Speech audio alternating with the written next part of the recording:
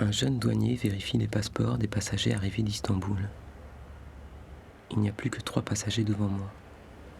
Plus que 2. Un seul. Et enfin, je sors un bonjour dans un français écorché. Le douanier regarde mon passeport, l'examine, me fixe, puis le feuillette à nouveau. J'essaie de garder un air insouciant et aimable. La Géorgie, c'est où ? Me demande-t-il. C'est dans le Caucase, dans l'ancienne Union soviétique. Mais c'est un pays indépendant maintenant. Avez-vous un billet de retour ? Je redoutais cette question. Non, monsieur.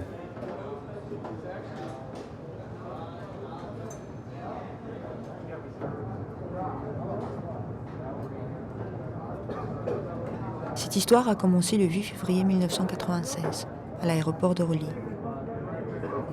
Mon compatriote Badri Tevzadze, poète et écrivain géorgien, venait de commencer le premier jour de ses aventures parisiennes.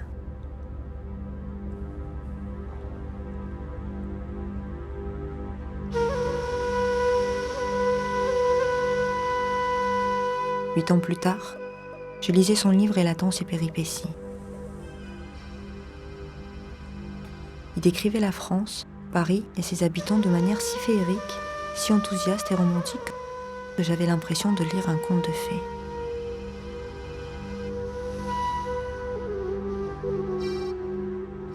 Quelque chose dans son livre m'échappait et m'intriguait en même temps. Quelle était cette lumière qu'il avait vue et qui lui eût permis de ne pas perdre la foi à travers toute la misère, toutes les difficultés qu'il a dû traverser, garder intact son optimisme incroyable. 10 ans après, je partais sur ses traces, poussé par un désir incontrôlable de découvrir la réalité.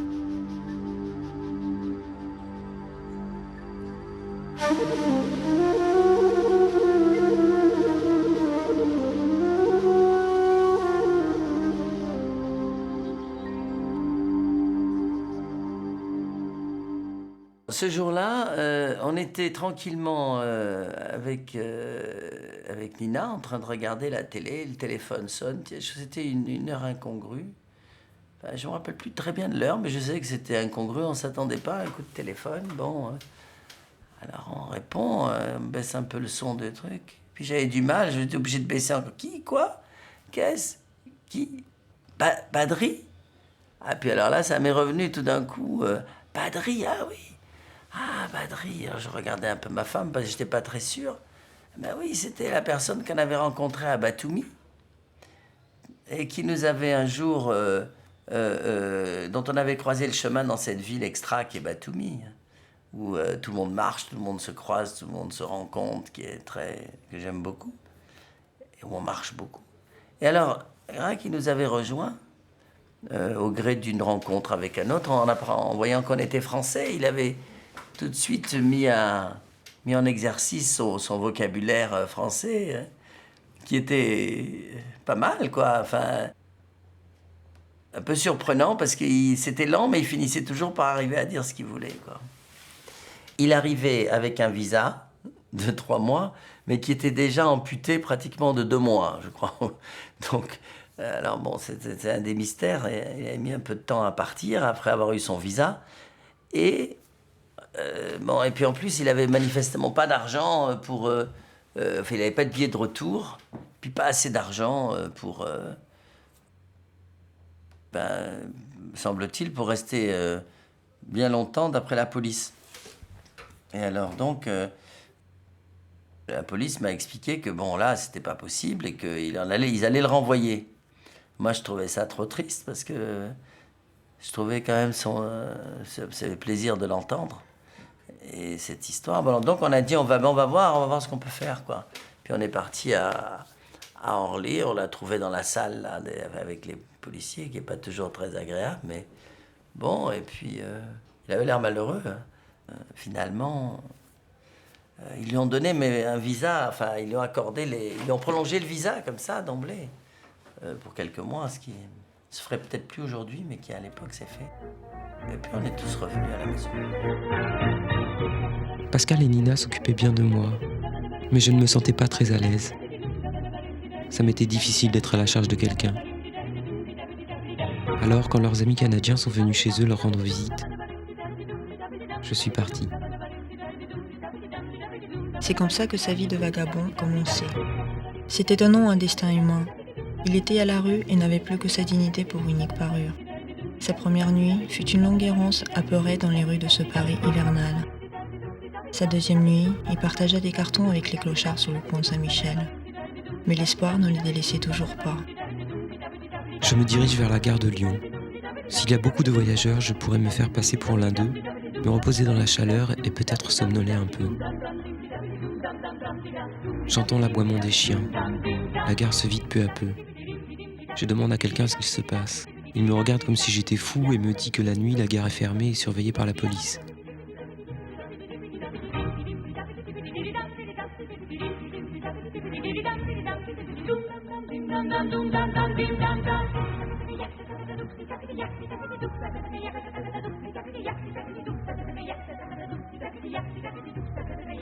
La journée, il flânait dans les rues de Paris, comme s'il puisait ses forces en se rassasiant des restes de la gloire passée de cette ville. Mon argent est épuisé, mes cigarettes aussi. Malgré tout, je continue à chercher le salut dans Paris. La vie dans la rue me devient de plus en plus familière. Rester en plein air sans abri ne m'effraie plus. On peut toujours trouver une issue. Compte tenu de mes dettes, je ne peux pas retourner chez moi sans argent. Je préfère être affalé ici sans abri que de vendre mon appartement à Batumi et laisser ma famille dans la rue. Il s'est promené dans Paris et il a rencontré une jeune fille qui a dû deviner qu'il était un étranger dans la difficulté. Déjà, il portait sur son visage un air pas comme les autres, parce qu'il devait toujours penser à des poèmes, et il devait toujours avoir dans la tête des poèmes, et puis pour se consoler, il devait s'en réciter. Et alors cette jeune fille lui a payé une carte orange, ce qui lui a permis de descendre dans le métro, où là il avait au moins chaud. Et puis il m'a raconté qu'il avait, avant de pouvoir descendre dans le métro, il avait marché 3 jours et 3 nuits sans manger. Donc il était horriblement fatigué et affamé. Et il s'est arrêté dans une station. Bon, chez nous, il y a des grands carrefours dans les stations de métro. Et là, il y a beaucoup de clochards ou de SDF. Et il y avait des clochards qui faisaient une espèce de pantomime. Enfin, ils étaient comme des clowns. Et Badri les a regardés.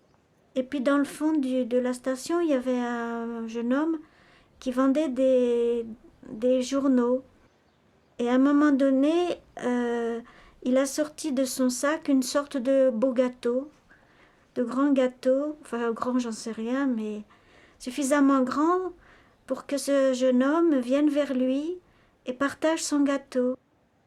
Et lui aussi savait le français, ce monsieur c'était un Roumain, professeur de mathématiques qui était venu tenter sa chance en France.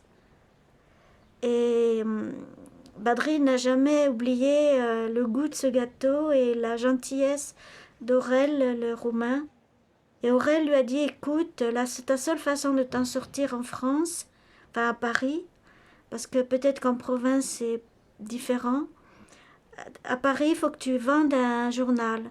Il y a un journal spécial pour les sans domicile fixe. Donc, je vais t'en passer un certain nombre et tu les vendras, c'est 10 francs le journal. Dans les débuts, il pensait qu'il fallait parler aux gens en leur disant « achetez-moi mon journal ». Et puis, il n'avait aucun succès sans doute et il s'est aperçu que c'était les gens qui plutôt avaient bon cœur qui lui achetaient pour lui faire plaisir. Donc, il a cessé de parler. Et c'est pour ça qu'il était là, les yeux au ciel, et il avait l'air très, très, très triste. Et moi, ça m'avait frappé que cet homme si beau soit si triste. Un jour, j'ai demandé à Aurel s'il connaissait un endroit où nous pouvions passer la nuit. Dans Paris, il y a plein de foyers gratuits pour les sans-abri, me répondit-il. Tu n'as qu'à aller à celui de Tolbiac, rue Charles Fourier.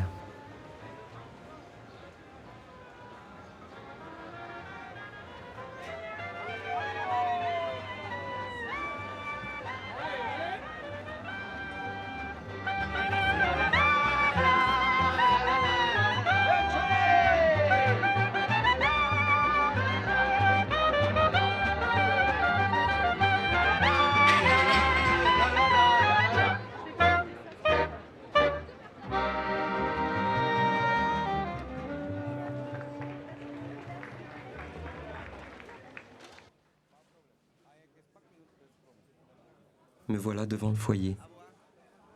La mie de pain est inscrite sur la porte devant laquelle des centaines d'affamés attendent.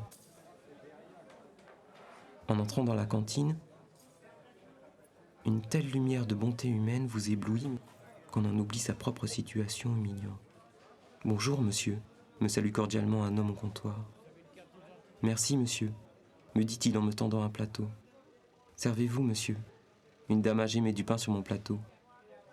Voici des légumes, de la viande, des fruits, du café, et partout des sourires. Servez-vous, et bon appétit. Je suis bouleversé. Fallait-il éprouver tout cela pour voir aussi cette lumière, la lumière du cœur, la simplicité des relations humaines et la bonté? Combien de pierres de mon arrogance sont déjà tombées?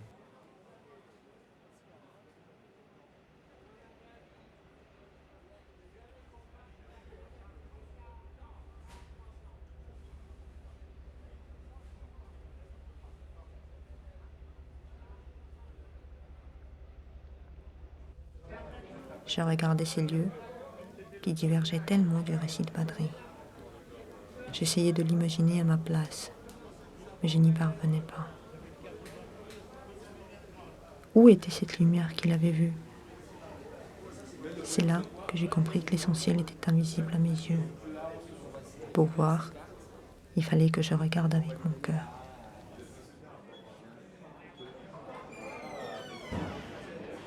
Le 15 avril, le foyer a fermé ses portes et je me suis à nouveau retrouvé dans la rue. C'est maintenant que je ressens vraiment la fatigue. Je me traîne et je sens une nostalgie pour mon vrai chez moi.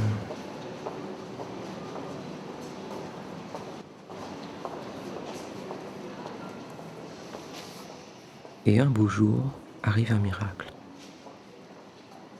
J'étais appuyé contre un mur, dans un couloir du métro, triste, mes revues à la main. Et c'est à ce moment-là que je l'ai vue. Elle, mon ange gardien. Aujourd'hui encore, notre rencontre me paraît comme un rêve, car il est très rare de trouver dans ce monde un soutien aussi désintéressé, chaleureux, permanent et plein d'abnégation que cette dame française a su m'apporter. Elle est devenue pour moi le symbole de la France, bonne et franche.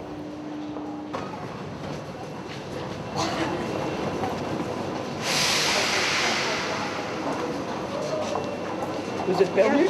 I need to go that way, Yes. Which way? Where do you want to go? to Gallery Lafayette. To Gallery Lafayette? Oui. Well, you can take this one. This is Yeah. the one, the yellow one, and Oh. you get off at Opera. I thought this was going down here. No? Oh, you are right. I'm sorry. I got the wrong Sorry. turn. Yeah, you up the steps and the first on the left. It's near Direction Courneuve. You get off at Opera. But the yellow, the yellow or blue one. Badri, ben, je l'ai rencontré dans la rue à Paris. Enfin, vendant ses journaux. Qu'est-ce qu'il faisait dans la rue? Il vendait des journaux, le journal L'Itinérant, pour se faire un peu de sous, comme beaucoup de gens à l'époque. Comment ça s'est passé? Ben, comme tous les gars que je rencontre dans le métro, comme ça, les vendeurs de journaux. Vous rencontrez beaucoup de vendeurs de journaux? Oui, je connais plein de SDF et de vendeurs de journaux et de tout ce qu'on veut. Et donc, Lui, j'ai dû l'observer un certain temps, enfin un petit peu, puis un jour, je lui ai acheté le journal, et puis voilà, et on a fait connaissance, comme je fais toujours.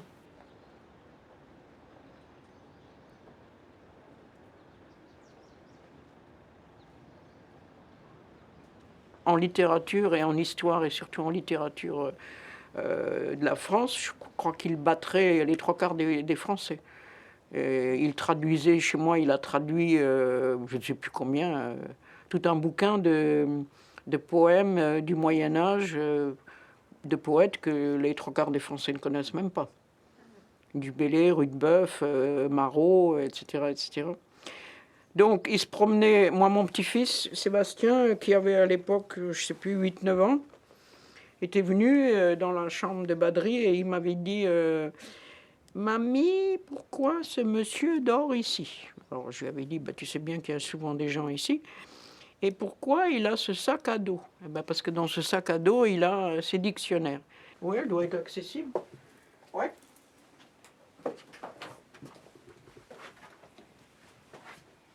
Alors voilà la chambre de Badri, qui est occupée actuellement par un Roumain qui s'appelle Barbu, ce qui explique les chaussures d'homme, parce qu'en principe, moi, je n'en mets pas. Et voilà, c'est là qu'il dormait, et c'est là qu'il avait tout son petit foutoir. Il savait qu'il pouvait venir dans la journée ici, qu'il mangeait et qu'il faisait ce qu'il voulait. Je ne vais pas dire aux gars, tu manges là, et moi vous mangez là et moi je mange là, on mange ensemble, ce qui me paraît normal. Barbou, tous les matins, le petit déjeuner est prêt, et voilà. Et les jours où il est là, on mange ensemble. Les jours où il n'est pas là, par exemple ce soir, moi j'ai une réunion, et lui, exceptionnellement, ce soir, rentre à une heure à peu près normale, donc il se débrouillera et il va au frigo. Barbou sait se faire à manger, mais Badri n'aurait pas su. Il aurait mangé du pain avec du beurre et quelque chose, mais il ne se serait même pas fait cuire un œuf. Moi, je pars du principe que j'ai été folle de rage quand j'ai entendu que les Français ont adopté un mot qui s'appelle SDF, sans domicile fixe. Au lieu de créer un mot SDF, on aurait dû plutôt dire on va créer le fait qu'il n'y ait pas de SDF. Donc moi, je ne peux pas prendre tous les SDF de la Terre, mais j'essaye de mon côté d'en prendre un certain nombre, espérant que ça fait boule de neige et que d'autres gens feront pareil, et puis qu'on arriverait à ne plus avoir de SDF, parce que c'est inadmissible dans un pays qui se dit civilisé.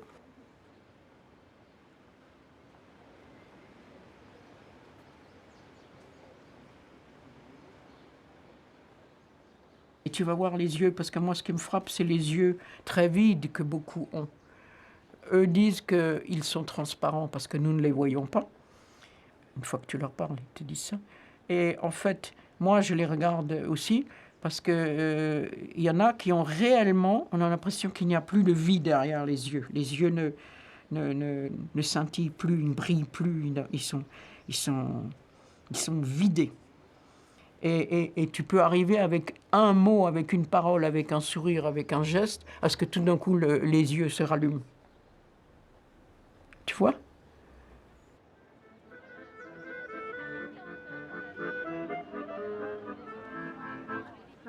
Un jour, enfin, j'ai découvert mon Paris. Le Paris que j'ai cherché tout ce temps. Le Paris qui garde soigneusement les traditions d'Édith Piaf, Maurice Chevalier et les autres formidables chansonniers. De nombreux passants entouraient les musiciens. Un homme à cheveux blancs leur distribuait les textes des chansons. Tout le monde dansait et chantait. On pouvait voir réunis dans une même valse un mendiant et une dame élégante.